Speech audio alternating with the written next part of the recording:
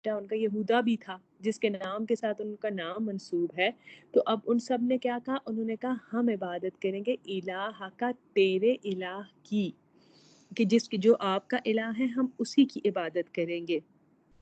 ٹھیک ہے. اچھا، وَإِلَٰهَ آبَائِكَ، اور آپ کے آباء و اجداد کے الہ کی. پھر آگے اللہ نے ایکسپلین کیا کہ آباء و اجداد کون ہے؟ ابراہیم کے، و اسماعیل کے، و اسحاق، اور اسحاق کے. اور اس کے بعد یہ کلیئر بھی انہوں نے کیا کہ یہ نہ سمجھنا کہ ہمیں پتہ نہیں ہے وہ الہ کون ہے. الہن، وہ الہ، واحدن، جو ایک ہی ہے. الہ لا الہ الا اللہ پہ دیکھ چکے تھے نا، الہ کس کو کہتے ہیں ہم، یاد ہے آپ لوگوں کو؟ الہ ہم نے پورا ڈیٹیل میں دیکھا تھا، جس کی ہم عبادت کرتے ہیں، ٹھیک ہے نا، یاد ہے نا؟ تو وہی معبود کی، جس کو آپ مانتے ہو، جس کی آپ عبادت کرتے ہو. ٹھیک ہے. اچھا، ہم کس کی عبادت کریں گے؟ انہوں نے کہا پہلے بتایا انہوں نے کہ جن کی آپ کے، جن کی ہم عبادت کریں گے آپ کے الہ کی، اور جو آپ کے والد کے الہ تھے یعنی ابراہیم کے، اور جو ہمارے چچا یا تایا تھے اسماعیل ان کی، اور وا اسحاق. اور دیکھیں اس میں اللہ تعالیٰ کی ذرا سبحان اللہ، وہ دیکھیے کہ ابراہیم علیہ السلام کے بعد اسماعیل بڑے تھے نا، تو اسماعیل کو لائے، اور اس کے بعد اسحاق چھوٹے تھے تو اسحاق کو لائے. اور پھر ان کے والد کون تھے؟ یعقوب. بیسیکلی ان کے اپنے والد جو تھے وہ یعقوب تھے، اور وہ اسحاق ان کے دادا تھے. ابراہیم ان کے پڑ دادا تھے، اور اسماعیل جو تھے ان کے دادا کے بھائی تھے. اچھا، اب یہ ہے کہ اور انہوں نے سیکوینس میں لے کے اللہ تعالیٰ نے لکھا ابراہیم، اسماعیل، اسحاق. اب اللہ تعالیٰ ان کو یہ بتانے کی کوشش کر رہے ہیں کہ تم خود کو اسماعیل کو تم مانتے ہی نہیں ہو، ٹھیک ہے، اور تم کہتے ہو کہ خدا نخواستہ انلیجیٹیمیٹ سن تھے حضرت ابراہیم علیہ السلام کے، اور ان کی اولاد، ان میں یہ کانسیپٹ تھا نا کہ وہ ناجائز، وہ جائز اولاد نہیں ہے حضرت اسماعیل علیہ السلام. اور جو حضرت اسماعیل علیہ السلام کی اولاد ہے وہ ساری کی ساری ڈیول ورشپر ہے. ٹھیک ہے. تو اللہ تعالیٰ اب یہاں پہ کہہ رہے ہیں کہ جن کو تم مانتے ہو، جن کے نام کے ساتھ تم نے اپنا نام جوڑا ہوا ہے، ان کے کیا ورڈز تھے؟ انہوں نے کہا ہم عبادت کریں گے یعقوب کے الہ کی، اور ان کے والد ابراہیم اور اسماعیل اور اسحاق کے الہ کی، واحدن، وہ الہ جو ایک ہی ہے. وَنَحْنُ، اور ہم، نحنو کہتے ہیں ہم کو، عربی میں نحنو کا ورڈ ہوتا ہے ہم، ٹھیک ہے، لہو، اسی کے لیے، مسلمون، فرما بردار ہیں. ہم اسی کے لیے کیا ہیں؟ فرما بردار ہیں. مسلمون، یہ ہم پیچھے پڑھ چکے ہیں کہ اسی کے فرما بردار ہیں. اب مجھے بتائیں یہاں تک سمجھ آئی ہے آپ کو؟ جی جی آ گئی سمجھ. چلے، نئے لوگوں کو بھی سمجھ آ گیا صبا وغیرہ سب کو؟ جی سمجھ آ گئی. چلے، کسی کا کوئی کوشچن ہے؟ نہیں تو میں آگے چلوں.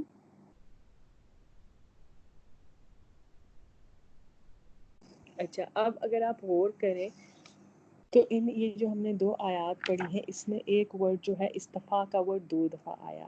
ایک 130 میں آیا وَلَقَدِ اسْتَفَيْنَاهُ، اور البتہ ہم نے چن لیا تھا اس کو، فی دنیا میں، ٹھیک ہے. اور یہ کس کے لیے اللہ نے استعمال کیا تھا؟ ابراہیم علیہ السلام کے لیے. کیوں؟ کیونکہ انہوں نے کہا تھا اسلمت لرب العالمین. اور پھر اللہ تعالیٰ نے یہاں 2 چوزن ونس کا ذکر کیا ہے. ایک چوزن ون ہے ابراہیم، اور اس کے بعد انہوں نے 132 میں ذکر کیا ہے کہ یا بنیہ ان اللہ اصطفیٰ، اللہ تعالیٰ نے چن لیا. کس کو اللہ نے چنا؟ تمہارے لیے دین اسلام کو. یعنی جو اللہ تعالیٰ کے نزدیک چوزن من کون ہیں؟ جو دین اسلام کی یا ابراہیم علیہ السلام کی کو فالو کریں گے. جو ان کو فالو نہیں کریں گے وہ چوزن من نہیں ہو سکتے. ٹھیک ہے. اچھا، تل کا یہ سنم ایک بات ہے مجھے آیت نمبر 132 سے ریلیٹڈ. جی بتاؤ، پوچھو. مجھے یہ سمجھ نہیں آ رہی ہے کہ آیت نمبر 2 میں لکھا ہے کہ وصیت کر رہے ہیں حضرت ابراہیم علیہ السلام اور یعقوب. تو اس میں مطلب دونوں وصیت اپنے بیٹوں کو کر رہے ہیں. ہاں یہی تو میں نے آگے سمجھایا تھا کہ یعقوب کے اوپر پیش ہے، اور یعقوب ڈوور ٹھیک ہے. ہیں، دونوں ڈوور ہیں. ہاں ٹھیک ہے، دونوں نے ایک ہی نصیحت کی تھی. ٹھیک ہے، آگے چلیں. بیٹوں کو یعقوب اور حضرت یعقوب نے اور حضرت ابراہیم. تو پھر اگلی آیت میں آتا ہے کہ جب آ رہی تھی موت حضرت یعقوب کو یہاں پہ، لیکن ابراہیم علیہ السلام کا ذکر نہیں ہے، حضرت ابراہیم ادھر نہیں ہے. نہیں، اس ٹھیک میں آپ کیا چیز کنفیوز کر رہی ہے مدیہ؟ نہیں، مجھے بس کنفیوژن ہو رہا تھا کہ آگے اب تک آیت جو تھی وہ حضرت ابراہیم اور حضرت یعقوب کی تھی، ایک دم سے یہاں پہ صرف حضرت یعقوب اپنی بیٹوں کو وہ نصیحت کر رہے ہیں. اس لیے کیونکہ بیسکلی یہ اس وقت جن سے مخاطب ہے وہ بنی اسرائیل کے یہودی ہیں نا، ٹھیک. تو بنی اسرائیل کے یہودی حضرت یعقوب کو اپنا والد کہتے تھے اور خود کو جس حضرت یعقوب کے بڑے بیٹے کے ساتھ منسوب کرتے تھے جس کا نام ٹھیک ہے. یہودا تھا. تو اب انہوں نے یہی بتایا کہ جن کے ساتھ تم خود کو منسوب کرتے ان کا کیا جواب تھا کہ ہم آپ کے اور ابراہیم کے اور الہ کی ایک الہ کی عبادت کریں گے اور ہم اسی کے لیے فرما بردار رہیں گے. تو اللہ تعالیٰ یہ بتا رہے ہیں کہ جن کو تم فالو کرے ذرا ان کے ورڈز بھی سن لو کہ انہوں نے کیا کہا تھا. ٹھیک ہے. تو پھر یہ آگے جو یہ نصیحت کی ہے تو جو کہہ رہے ہیں کہ ہم تمہارے الہ کی کریں گے، یہ ان کے بیٹے ہیں، الہ حضرت یعقوب ہیں. یہ حضرت یعقوب کے بیٹے ہیں، حضرت ابراہیم کے بیٹے نہیں ہیں یہ. جی آپ اگر پڑھو نا تو اس پہ لکھا ہے جب آ رہی تھی یعقوب کو موت جب کہا اس نے اپنے بیٹوں سے، یعنی حضرت یعقوب نے کہا کس کی تم عبادت کرو گے میرے بعد؟ انہوں نے کہا ہم عبادت کریں گے تیرے الہ کی اور تیرے آباء و اجداد کے الہ کی.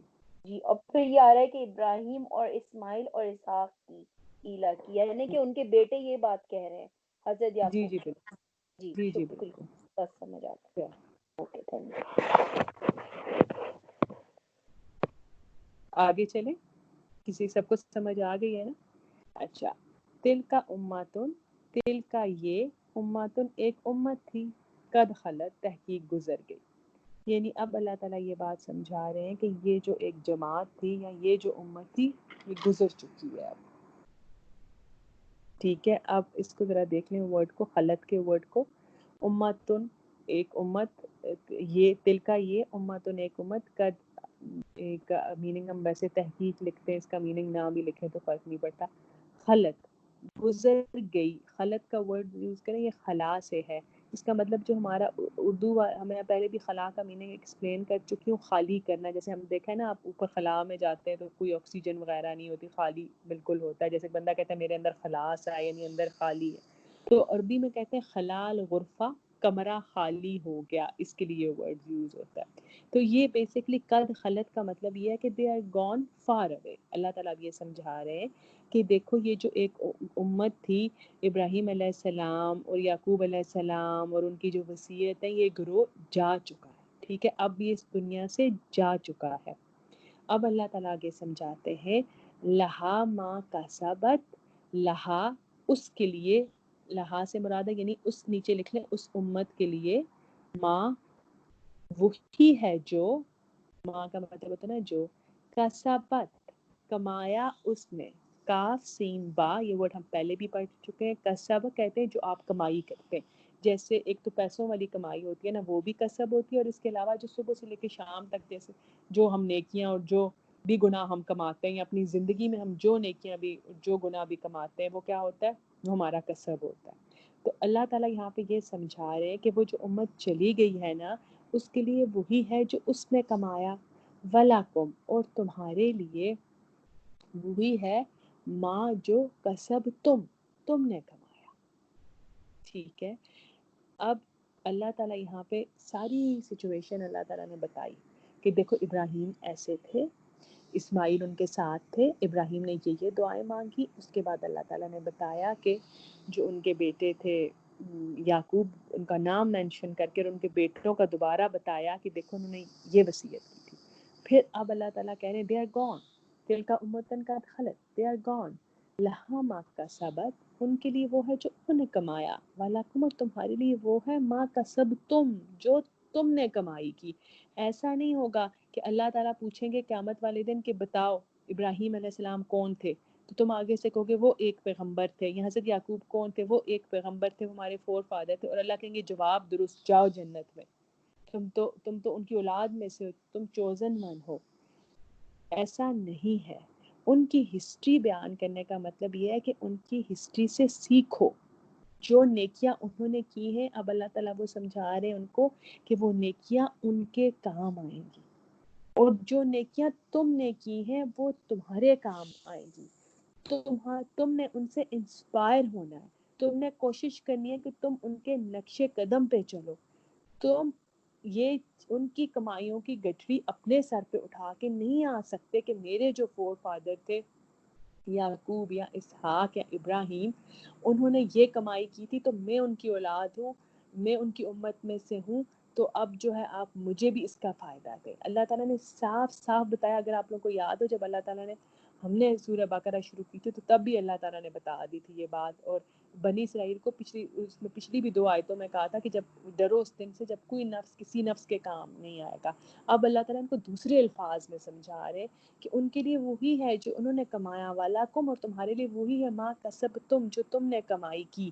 جیسے میں نے کل آپ لوگوں سے ذکر کیا تھا نا کہ میں اس چیز کو اگر سپوز میں سید ہوں یا میں نبی صلی اللہ علیہ وسلم کے آل میں سے ہوں تو اس کے باوجود ان کے لیے وہ ہے جو انہوں نے کمائی کی، میرے لیے وہی ہے جو میں نے کمائی کی.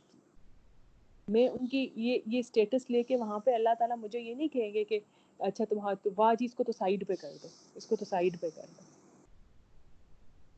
انسانی ذہن اس کو مان ہی نہیں سکتا اس چیز کو نا. والا اور نہ تسألون، تم سوال کیے جاؤ گے. سین حمزہ لام بہت دفعہ ہم یہ پڑھ چکے ہیں. سألا والا ورڈ تا تم اونا ساؤنڈ پلورل کے لیے آئی، اور نہ تم سوال کیے جاؤ گے اما اس کے بارے میں جو کانو وہ تھے یا معلوم وہ عمل کرتے. ٹھیک ہے، اب یہ نہیں ہوگا کہ خدا نخواستہ اگر ان سے کوئی غلطی ہوئی ہے تو تم سے یہ بات پوچھی جائے گی کہ تم ابراہیم کی اولاد ہو یا تم اسحاق یا یعقوب کی اولاد ہو، مجھے بتاؤ انہوں نے غلطی کی، اب تمہیں بھی سزا ملے گی. نہیں، اللہ تعالیٰ نے دونوں طریقے سے ایکسپلین کیا جائے گا کیا کہ انہوں نے جو کچھ انہوں نے کیا اس کے بارے میں ان سے سوال پوچھے جائیں گے کہ تم دنیا میں کیا کر کے آئے ہو، اور ان کا کوئی عمل تمہیں کوئی فائدہ نہیں دے گا. اور اسی طرح تمہاری جو قصور ہیں یا جو تمہاری غلطیاں ان کے سوال تم سے ہی پوچھے جائیں گے، اور تمہاری نیکیوں کی جزا تمہیں ہی ملے گی.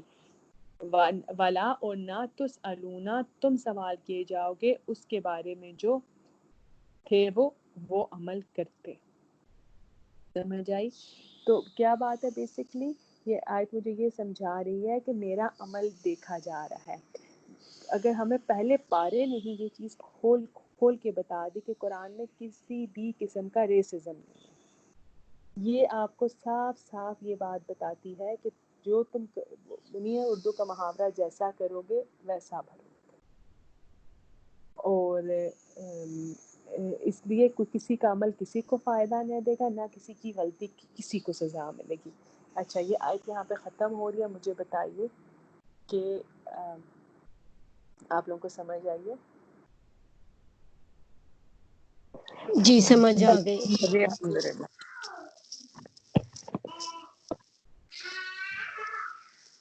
اب اس کو میں ذرا پڑھ دیتی ہوں جو مولانا مودودی نے میں نے لکھا ہوا ہے. یعنی اگرچہ تم ان کی اولاد سے ہی مگر حقیقت میں تمہیں ان سے کوئی واسطہ نہیں. ان کا نام لینے کا تمہیں کیا حق ہے جبکہ تم ان کے طریقے سے ہی پھر گئے ہو. اللہ کے ہاں تم سے یہ نہیں پوچھا جائے گا کہ تمہارے باپ دادا کیا کرتے تھے، بلکہ تم سے پوچھا جائے گا کہ تم خود کیا کرتے تھے. اور یہ جو اللہ تعالیٰ نے فرمایا کہ جو کچھ انہوں نے کمایا وہ ان کے لیے ہے اور جو کچھ تم کماؤ گے وہ تمہارے لیے، قرآن کا ایک خاص انداز بیان ہے. ٹھیک ہے، قرآن جس چیز کو ہم اپنا عمل کہتے ہیں قرآن اسے اپنی زبان میں اسے کسب یا کمائی کہتا ہے. ہمارا ہر عمل جیسے وہ ہم کہتے ہیں نا، اب تو آپ کو رٹ چکا ہوگا کہ روز کو ہم اپنا باکس بھیجتے ہیں، تو جو بھی ہم منہ سے لفظ نکالتے ہیں یا جو بھی ہم کام کرتے ہیں ہمارا ہر عمل ایک اپنا اچھا یا برا رزلٹ رکھتا ہے. اور اس اچھے یا برا رزلٹ کیا ہوتا ہے، یا اللہ تعالیٰ ہم سے خوش ہوتے ہیں یا اللہ تعالیٰ ہم سے ناراض ہوتے ہیں. صبح سے لے کے اب تک جتنے آپ اٹھے ہوں گے، آپ نے بہت سارے لوگوں سے باتیں کی ہوں گی، آپ نے بہت سارے کام کیے ہوں گے، ہر کام کا ایک رزلٹ ہوگا. ٹھیک ہے، اور وہ رزلٹ کس صورت میں ہوگا، یا وہ اللہ تعالیٰ کی ناراضگی ہوگی یا وہ اللہ تعالیٰ کی رضامندی کی صورت میں ظاہر ہوگا. اور وہی رزلٹ جو ہے نا ہماری کمائی ہوگا. اور قرآن کی نظر میں اصل اہمیت اسی رزلٹ کی ہے اسی لیے وہ اکثر کیا کہ ہمارے جو بھی ہم عمل کرتے ہیں اس کو کیا کہتا ہے؟ کسب. کسب کے لفظ سے اس کو تعبیر کرتا ہے. ٹھیک ہے، چلیں جی.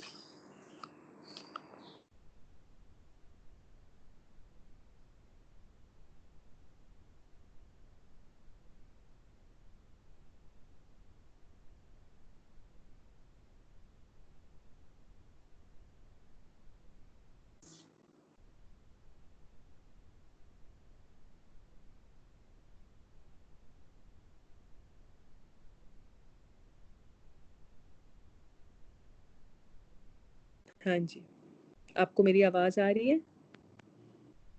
جی اچھا، اب مجھے بتائیے کہ آج کے لیسن کی سمجھ آ گئی آپ لوگوں کو؟ جی چلیں اب اگر آپ اور کر رہے ہیں تو یہ پیسج جو تھا نا، یہ ہم نے شروع کیا تھا آیا نمبر 122 سے. دیکھ لیتے ہیں. ہاں، یا بنی اسرائیل، اس میں بنی اسرائیل کو کہا گیا تھا کہ یاد کرو میری نعمتیں جو میں نے تم پہ کی ہیں، تمہیں فضیلت دی ہے تمام عالمین سے. ٹھیک ہے. اچھا، 124 سے لے کر 134 تک جو پیسیجز ہیں نا وہ آپس میں ریلیٹ کرتے ہیں. ٹھیک ہے. تو اللہ تعالیٰ وہ کہہ رہے تھے کہ دیکھو میں نے جو تمہیں نعمتیں دی ہیں، یاد کرو کہ میں نے تمہیں ساری جہان سے فضیلت دی. اور اس کے بعد اللہ تعالیٰ نے یہی بات کی تھی 123 میں کہ یاد کرو اس دن کے بارے میں جس دن کوئی نفس کسی دوسرے کو فائدہ نہیں دے گا. اور ایگزیکٹلی اللہ تعالیٰ نے یہی بات یہاں پہ بھی کی، جہاں یہ اس والے پیسج کے اینڈ میں، کہ تمہارے لیے وہی ہے جو تم کمائی کرو گے اور تم سے کسی دوسری کی کمائی کے بارے میں کچھ سوال پیدا نہ ہوگا.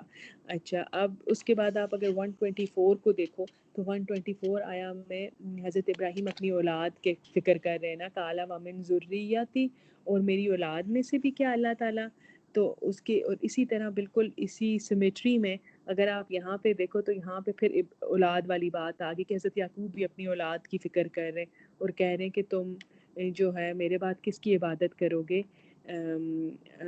اور وہ پھر وہ آگے ان کو ایکسپلین کریں کہ اللہ تعالیٰ آپ کی عبادت کریں گے. تو وہاں سے لے کے یہاں تک نا یہ ساری کی ساری آیات ایک باقاعدہ سیمیٹری میں چل رہی ہیں اور سارے کے سارے پیسیجز.